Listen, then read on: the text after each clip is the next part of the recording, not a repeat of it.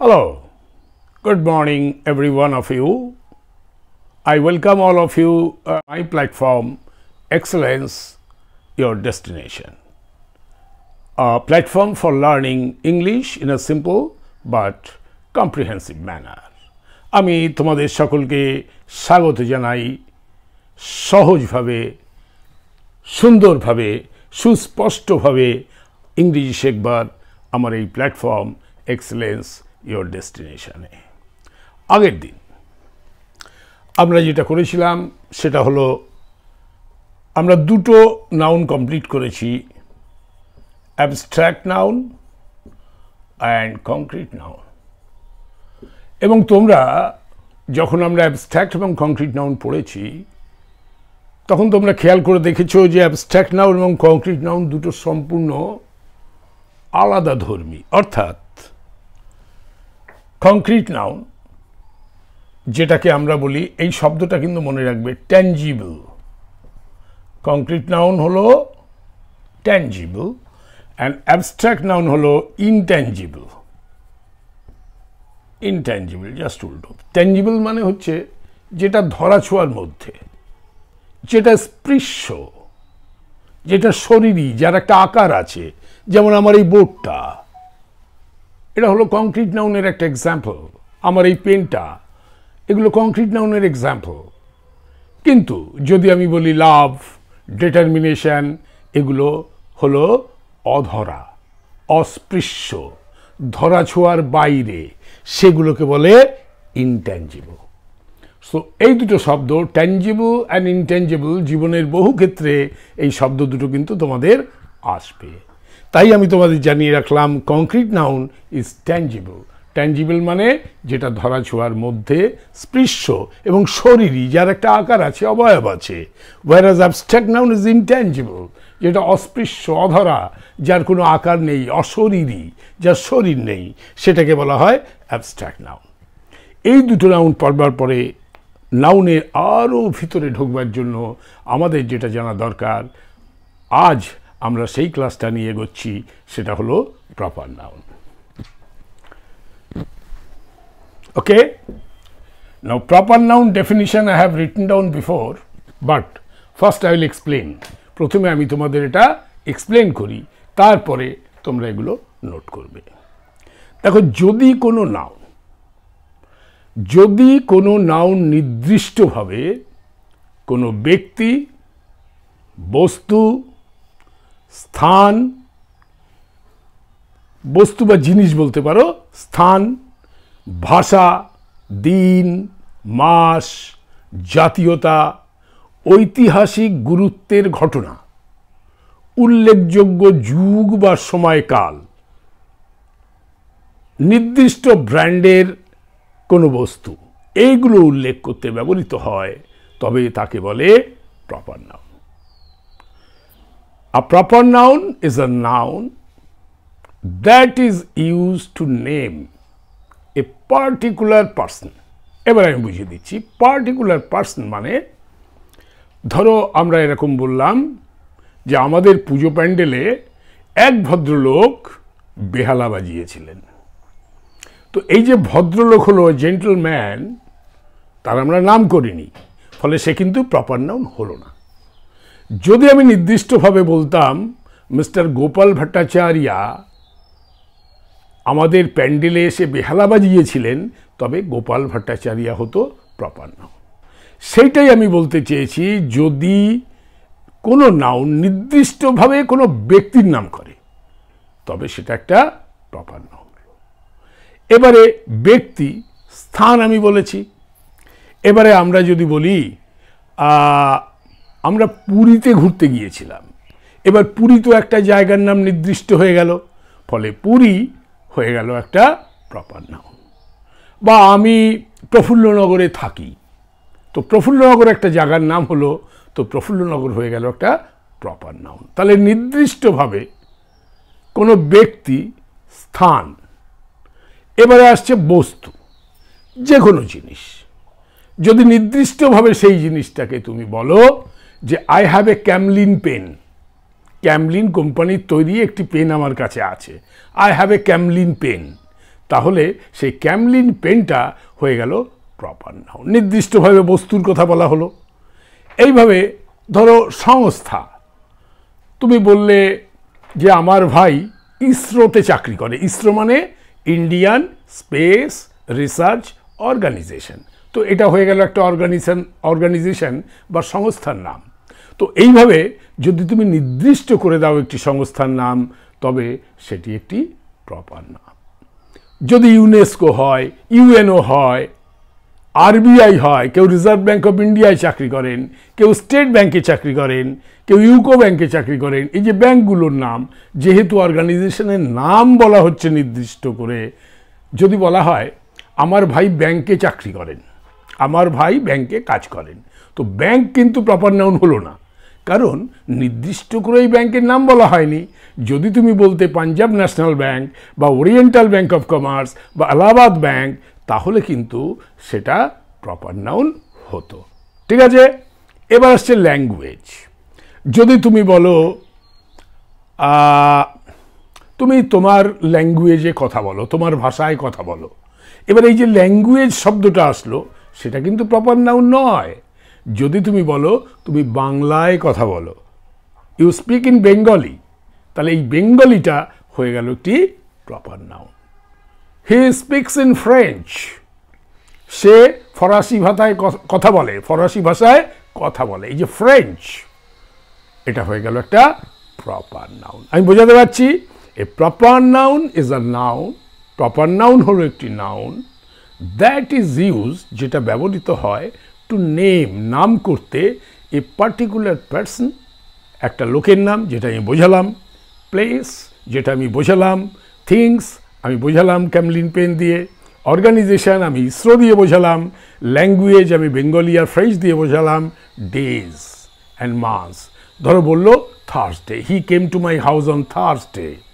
এবার থার্সডে যেহেতু দিনের নামটা স্পেসিফিক, নির্দিষ্ট করে বলা হয়েছে, নির্দিষ্টটা খুব ইম্পর্টেন্ট, নির্দিষ্টটাকে খুব ইম্পর্টেন্স দিতে হবে in case of proper noun, নির্দিষ্ট করে বলতে হবে যে থার্সডেতে আমার বাড়ি এসেছিল, তাহলে এই থার্সডেটা হয়ে যাবে প্রপার নাউন।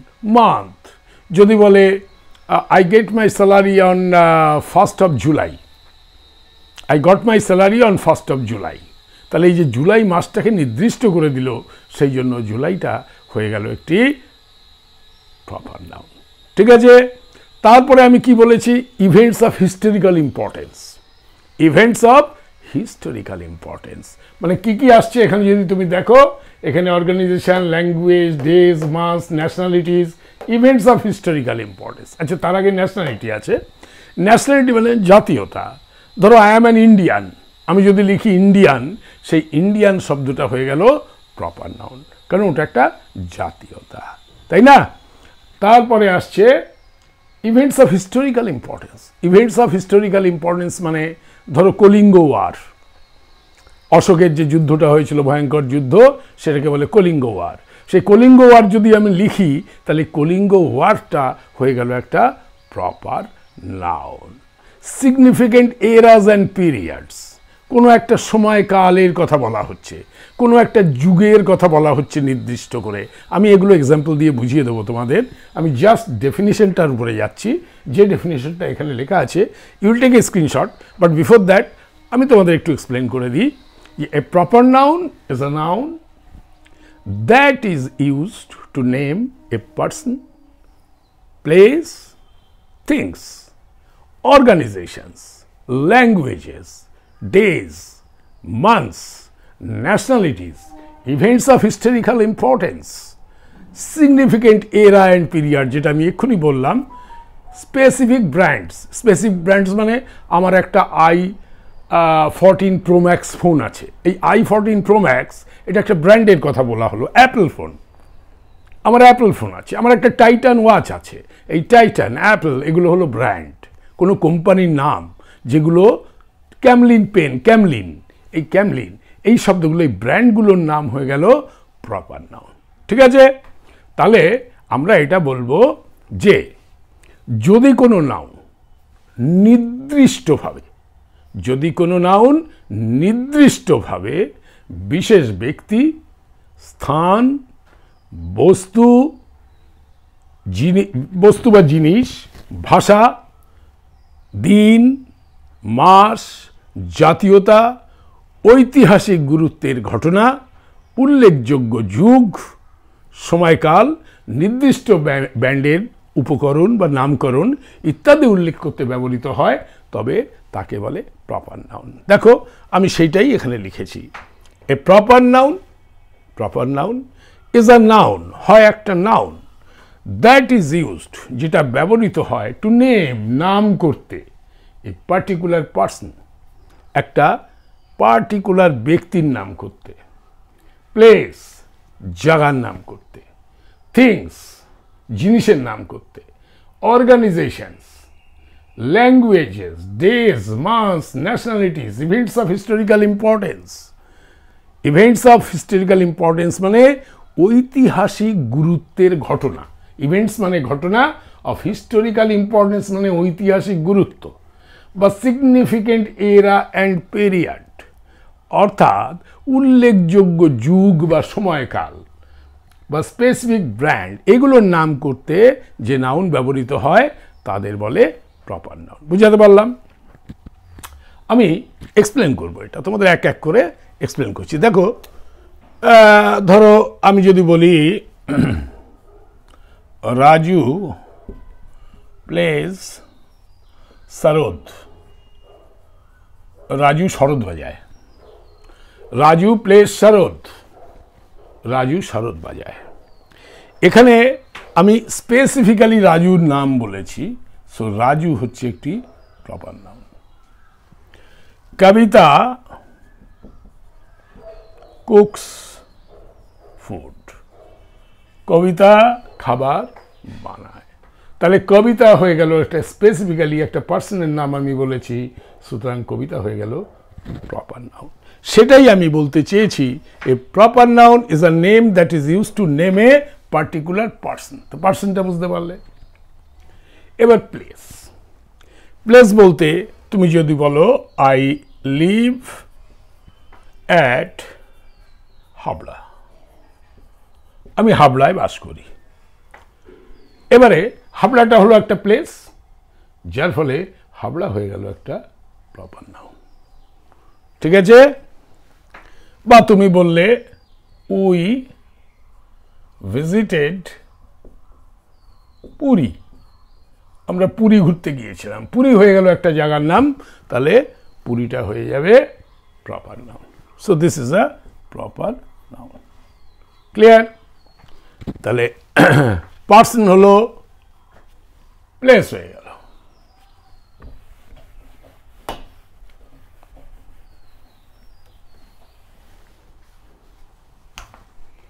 এবারে থিংস এর মধ্যে তুমি যদি বলো we have a white Orient fan, একটা ওরিয়েন্ট ফ্যান আমাদের আছে হোয়াইট কালারের। তো যেহেতু এটা পার্টিকুলারলি বলে দেওয়া হলো হোয়াইট ওরিয়েন্ট ফ্যান, সেই হেতু এটা হয়ে গেল প্রপার নাউন। ঠিক আছে? এটা হয়ে গেল থিংস। আমি আরো ডিটেলে এক্সপ্লেন করব জাস্ট বোঝানোর জন্য। Organisations, organisations, my brother works in SBI, SBI মানে স্টেট ব্যাংক অফ ইন্ডিয়া, আমার ভাই স্টেট ব্যাংক অফ ইন্ডিয়ায় চাকরি করে। তো এ হয়ে গেল প্রপার নাউন, কারণ স্পেসিফিক্যালি একটা অর্গানাইজেশনের নাম বলা হয়েছে। Then languages, he speaks in French, সে ফরাসি ভাষায় কথা বলে। হি স্পিক্স ইন ফ্রেঞ্চ, সে ফরাসি ভাষায় কথা বলে। তো ফ্রেঞ্চ হয়ে গেল একটা proper noun. Okay? I can speak in Hindi, আমি হিন্দিতে কথা বলতে পারি। তো হিন্দিটা হয়ে গেল একটা proper noun because it is a language. Then days, আমি এটা মুছে ফেলছি।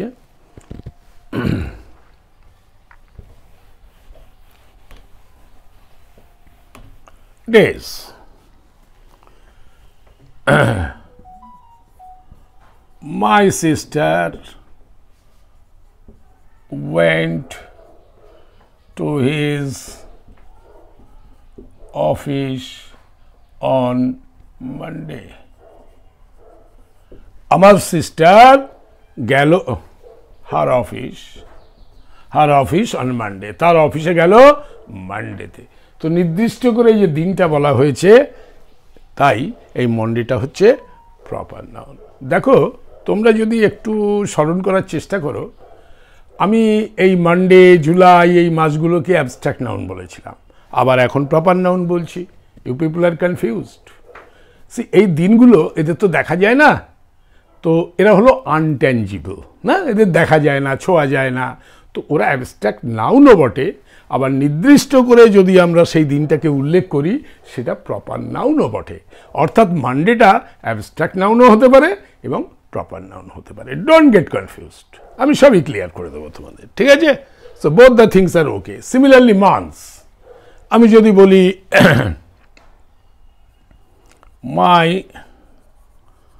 salary was paid on 1st of July.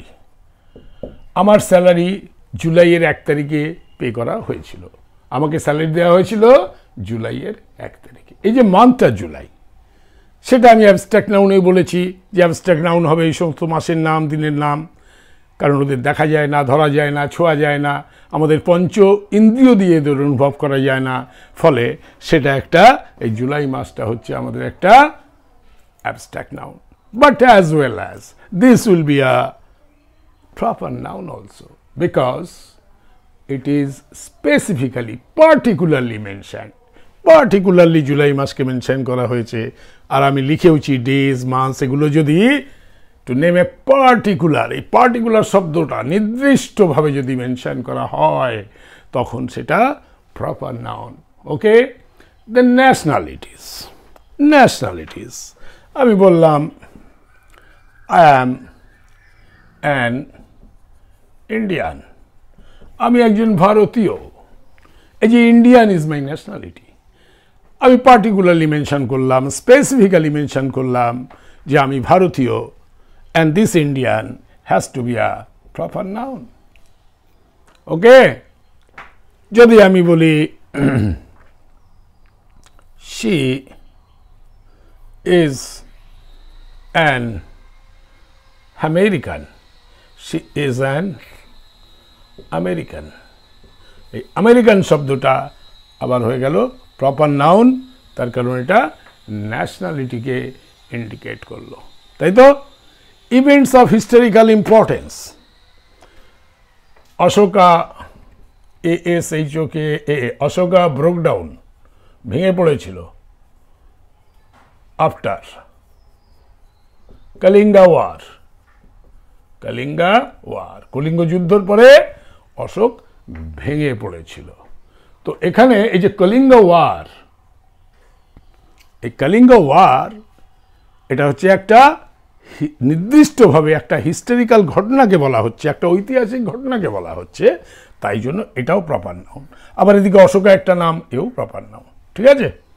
তাহলে নাম হলেও প্রপার নাউন, কোনো হিস্টোরিক্যাল ইম্পর্টেন্স, কোনো ঘটনা যদি বলা হয় events of historical importance, then that also has to be a proper noun. আমি আরও ইন ডিটেল এক্সপ্লেন করবো এগুলো, জাস্ট বোঝানোর জন্য একটা একটা করে তোমাদের আমি দেখিয়ে যাচ্ছি, ঠিক আছে? যাতে তোমরা ডেফিনিশনটা দেখো। একটা কথা আমি তোমাদের বলে দিই, শোনো, কোনো সময় ইংরেজি মুখস্থ করে কেউ ভবিষ্যতে কোনোদিন চাকরি পাবে না, গ্যারান্টেড, আমি লিখে দিচ্ছি। No, you will not gate.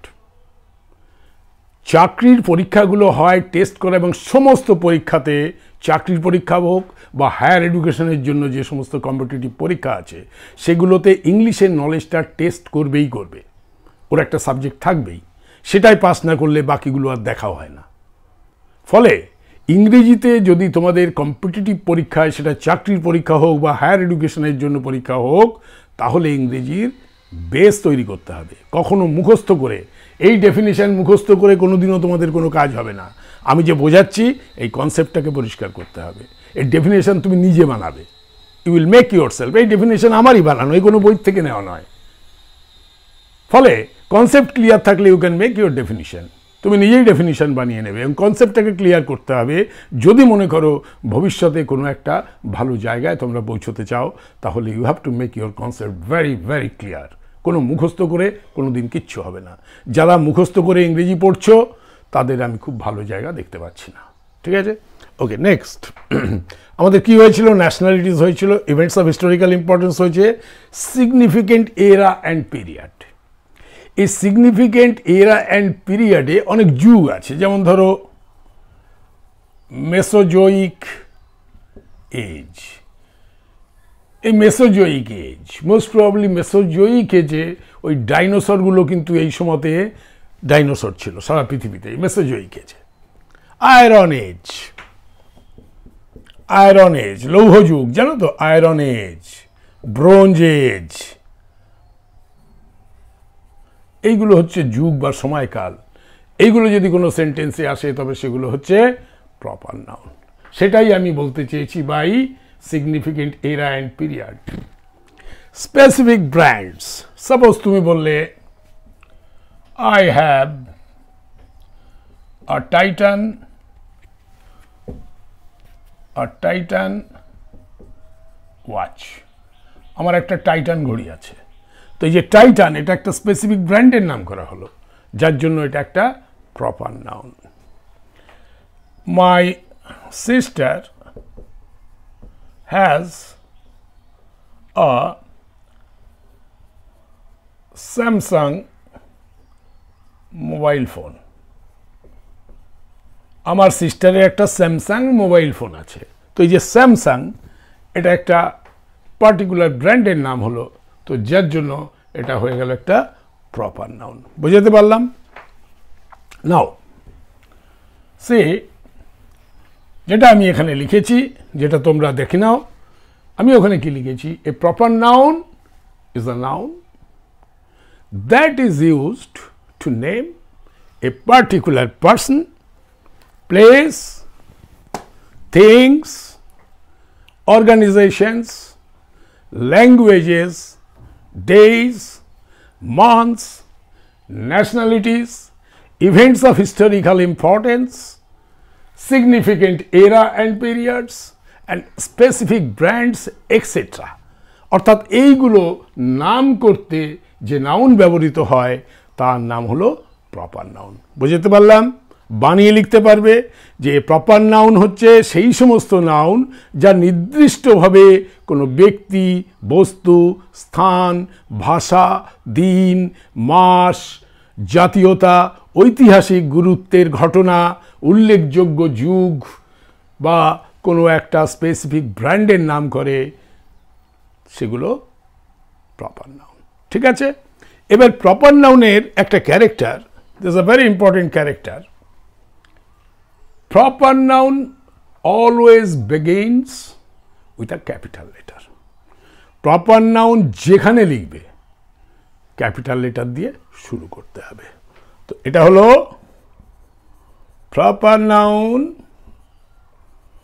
always begins with capital letter. ঠিক আছে, অর্থাৎ ধরো তুমি কোনো জায়গায় বললে I gave Savita a pen. সবিতাকে আমি একটা পেন দিলাম। তো এখানে সবিতা হলো প্রপার নাউন, কারণ এটা নির্দিষ্ট করে মানুষের নাম বা লোকের নাম করা হয়েছে। দেখো, সবিতা সেন্টেন্সের মধ্যে হওয়া সত্ত্বেও আমার প্রথম সব লেটারটা কিন্তু ক্যাপিটাল। ঠিক আছে, সেটাই বলছে proper noun always begins with a capital letter. সেটা সেন্টেন্সের যেখানেই আসুক না কেন, শুরুতে হোক, মাঝে হোক, শেষে হোক, ইট ডাজ নট ম্যাটার। যদি সেটা প্রপার নাউন হয়, it has to be in capital letter. ধরো আমি লিখলাম মুম্বাই ইজ ক্যাপিটাল অফ আচ্ছা, তোমরা তো এখনো মুম্বাই টুম্বাই শেখোনি, ওটা আমার না লিখে আমি কোনো নামের মধ্যে দিয়ে যাচ্ছি, ঠিক আছে?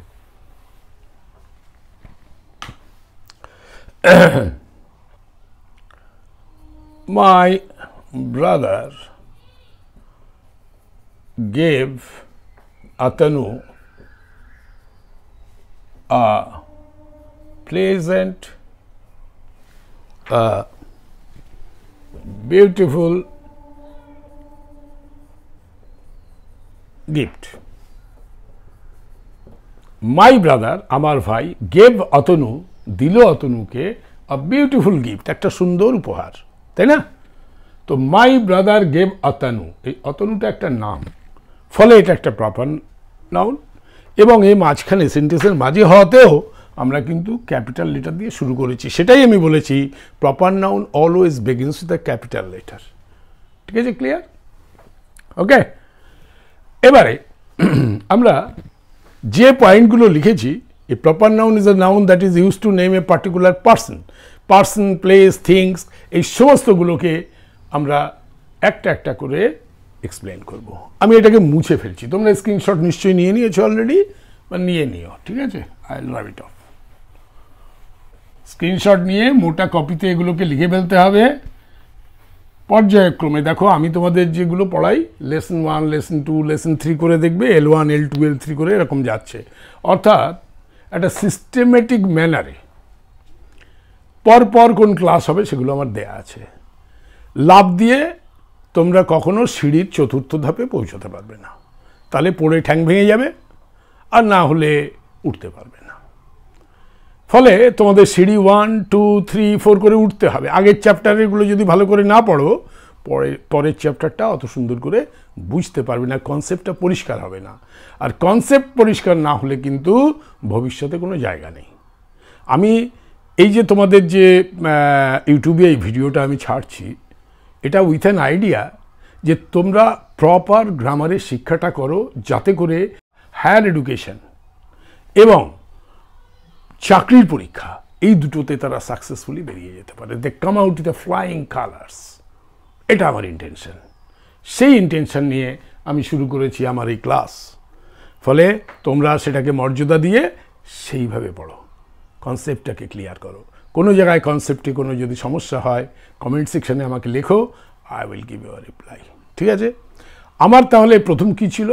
এ proper noun is a noun that is use to name a particular person. তাহলে 1 নাম্বার ছিল আমার পার্টিকুলার পার্সন। ঠিক আছে, নেম এ পার্টিকুলার পার্সন। তো আমি যদি বলি কবিতা joined me for dinner at Raj Nandini। ঠিক আছে, কবিতা আমার সাথে ডিনারে জয়েন করলো রাজনন্দিনীতে। Rajnandini is the name of a restaurant.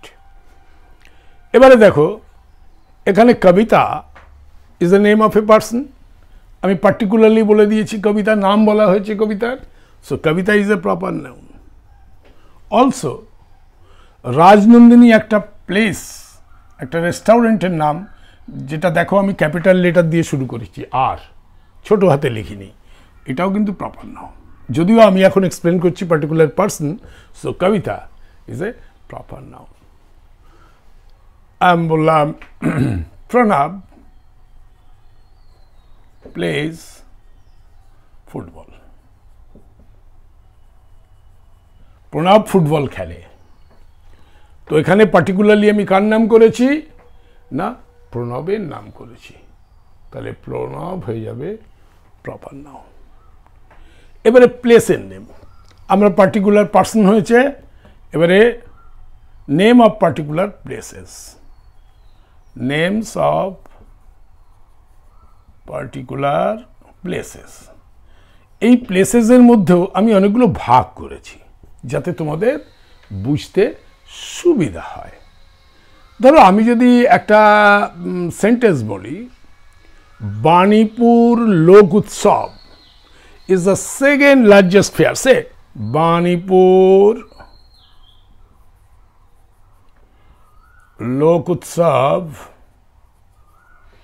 is the second ACCOND largest fair in the state.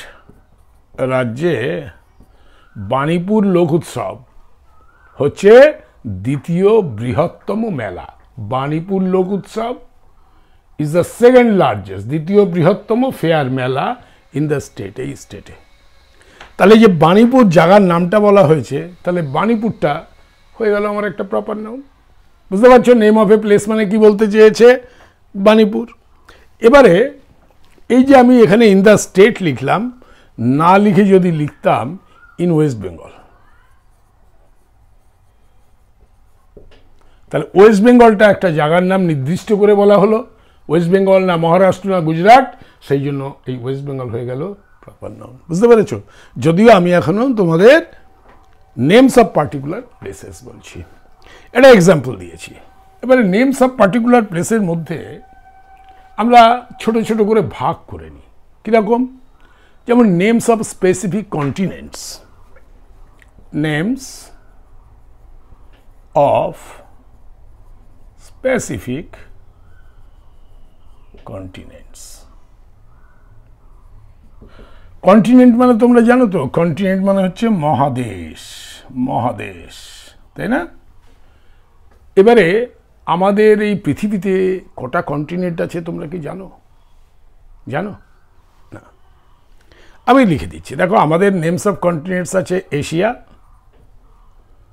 Europe, Africa, Australia, north America,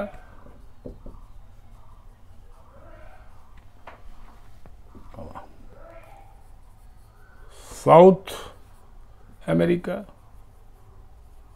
Antarctica. কটা হলো? 1 2 3 4 5 6 7টা। ইয়েস, 7খানা কন্টিনেন্ট আছে, 7টা মহাদেশ আছে আমাদের এই পৃথিবীতে। এবারে যদি আমি এই 7টা মহাদেশের কোনো একটা নিয়ে তোমাদের একটা সেন্টেন্স বলি, যেমন আমি যদি বলি Mount Elbrus is the highest mountain in Europe. Mount Elbrus, ELBRAS, is the highest mountain in Europe.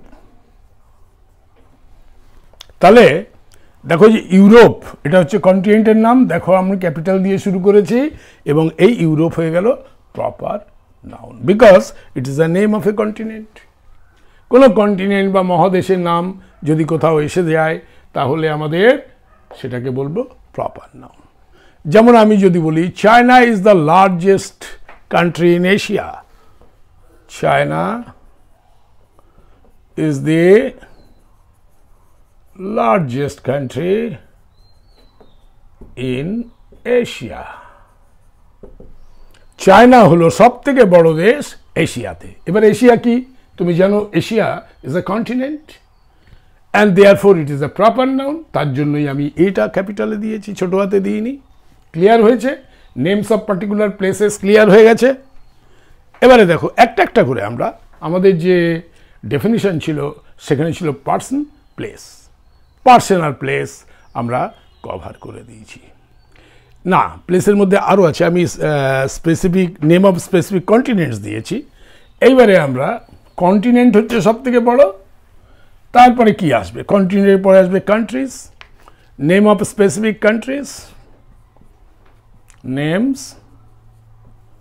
Of specific countries. তার মানে ধরো India, Japan, China, France, Germany, Brazil, Argentina,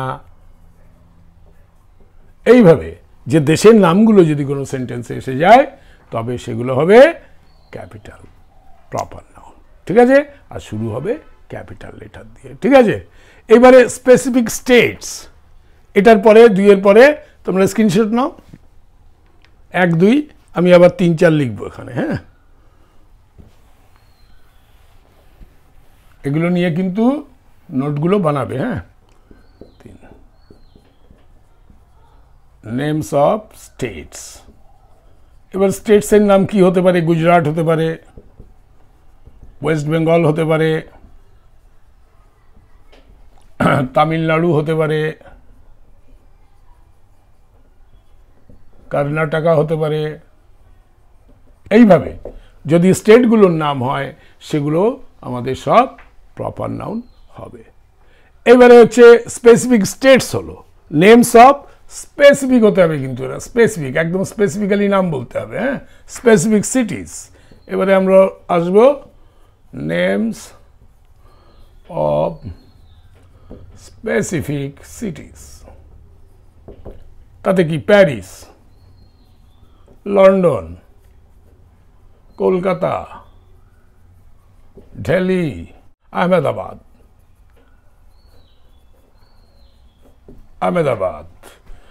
এইভাবে যত সিটির নাম আসবে, বা ভুবনেশ্বর বা পুরী, এইভাবে যত সিটির নাম আসবে সব সিটির নামগুলো হয়ে যাবে আমাদের প্রপার নাউন। এরপরে নেক্সট ক্লাসে বাকি অংশগুলো আমার হবে। তো তোমরা বুঝতে পারছো আমি এইভাবে প্রত্যেকটা অ্যাসপেক্টস, অর্থাৎ weather it is the name of A particular person I have explained, place we are going through the place, এবং সেই প্লেসে আমরা আরও সাবডিভিশন করেছি, নেমস অফ স্টেটস, আমরা এর আগে দেখেছি names of continent, names of countries, তারপরে এসছি names of states, names of specific সিটিজ, যে কোনো সিটি হোক, লখনৌ হোক, দিল্লি হোক, বা মুম্বাই হোক, আহমেদাবাদ হোক, যে কোনো সিটির নামগুলো সমস্ত হয়ে যাবে প্রপার নাউন, ঠিক আছে? এরপরে will come out with monuments and landmarks, সেটা আমাদের নেক্সট ক্লাসে হবে। আজকের আমার ক্লাস এই পর্যন্ত।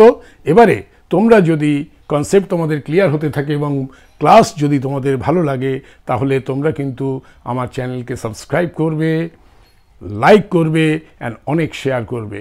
ওকে, thank you very much for attending the class. Thank you once again.